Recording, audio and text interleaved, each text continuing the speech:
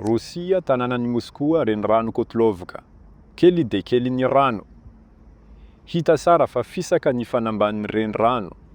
Rehefa mikorina maharitra rano amin'ny toerana iray dia miforona ny fanambaniny. Ny rano dia misasa amin'ny morontsiraka amin'dezabe. Tadidio fa fisaka sy mitsivalany ambany. Saika mitsangana ny morontsiraka.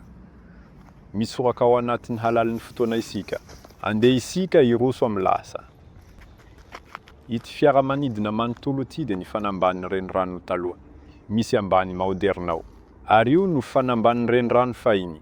Teo aloha dia betsaka ny rano nikorina teto. No sasan'ny rano ilay morondrika. Toy ny renirano moderna. Saingy ny havon'io morontsiraka tranainy io dia lehibe lavitra. Andao hiakatra ny tohatra lava.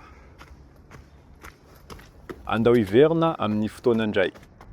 Eo an-tampony dia mahita faritra fisaka isika. Nibosesika teto koa ny rano. Nosasana teo ambony ambany fisaka ny rano. Ary namakivaki ny morontsiraka amin'deza izy. Nikorina teto ny rano tranainy indrindra. Firy taona lasa zay ny fanambanin'ny renirano ity toerana ity. Ny hazo nilaza amintsika. 200 taona farafahatarany hazo io. Betsaka ny hazo mitovy hateviny eto. Rehefa mitombo ny hazo maro mitovy hateviny eo kaiky eo. Midika zany fa niara-nitombo reo hazo reo. Ity misy hazo antitra hafa koa. Ary maro kokoa ny hazo toy zany. Tsy maniry anaty rano ny hazo. Nanomboka naniry ny hazo rehefa maina lay faritra.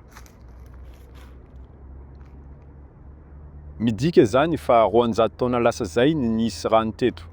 Nidina nefa ny rano aveo. Nidiny metatra maromaro ny rano. Lasa faritra maina ny ambany teo aloha. Ny hena ny abetsany rano.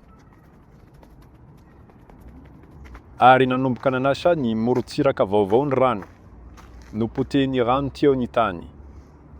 Misy ambany vaovao eto. Nikorina ela teto ny rano ary nanasa ny fanambany malama sy fisaka.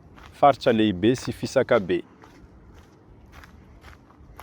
Jereo izay hazo maniry eto. Hazo tanora farafahakely ny 50 taona. Manify ny hazo rehetra eto.